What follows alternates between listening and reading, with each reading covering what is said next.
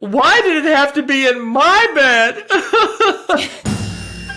Sex makes me giddy. Well, that is true. It doesn't really matter where. Frolicking naked in the house. I'm like, why are you smoking? She's like, hey, win in Peru, you know? It's not a good look. I'm just the saying. naked years are coming up. So When you get privacy, it's awesome. Oh, I can't even do it. Like, I don't even know what it was. I don't know what that is. It's like, oh my gosh, they're gonna hear us. I'm like, we're married. They know we do it. Hey, buddy. And they looked at us with horror.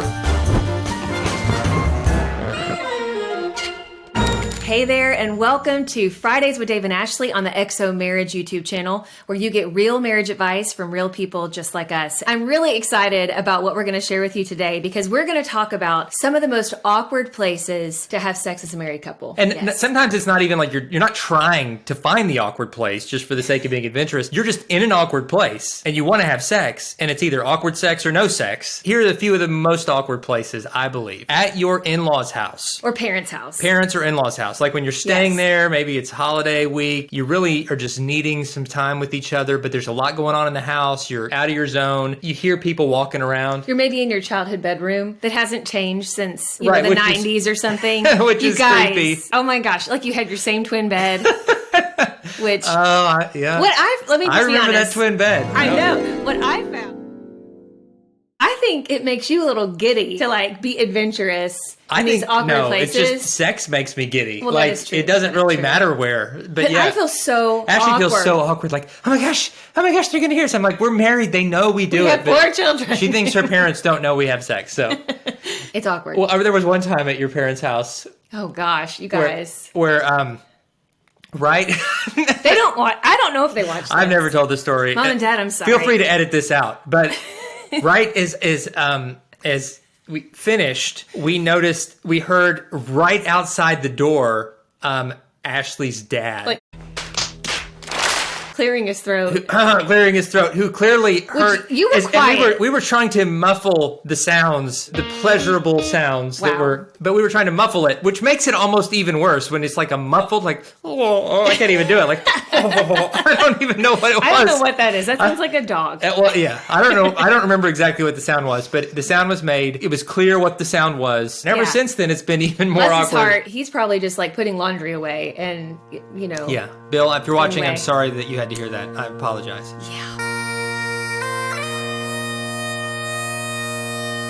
All right. I would say vacation, like a family vacation. Guys, we have too many stories about awkward sex moments, okay? But anyway, we were in Hilton Head one year, and it happened to be with my family again. Bless. Like, what is up with that? Bill But and Mary, anyway, I'm sorry. I know. What is Yeah. up with this awkwardness?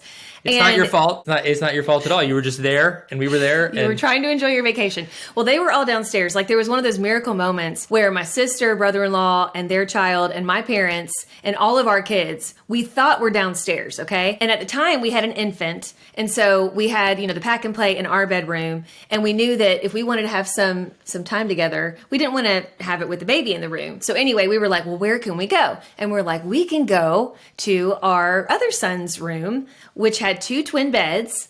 And we, made sure the lock, like we always check the lock, and we thought the lock was working. The lock I thought had worked. We thought it was working. And so we proceeded to have a moment.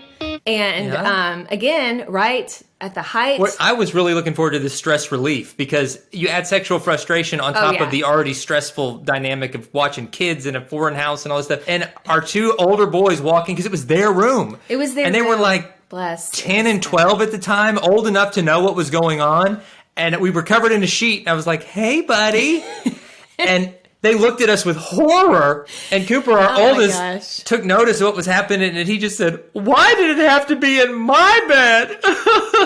And I don't think he slept the rest of the week. He might not have slept for a year after that. I don't know. Coop, if you're watching this later in life, again, I'm sorry.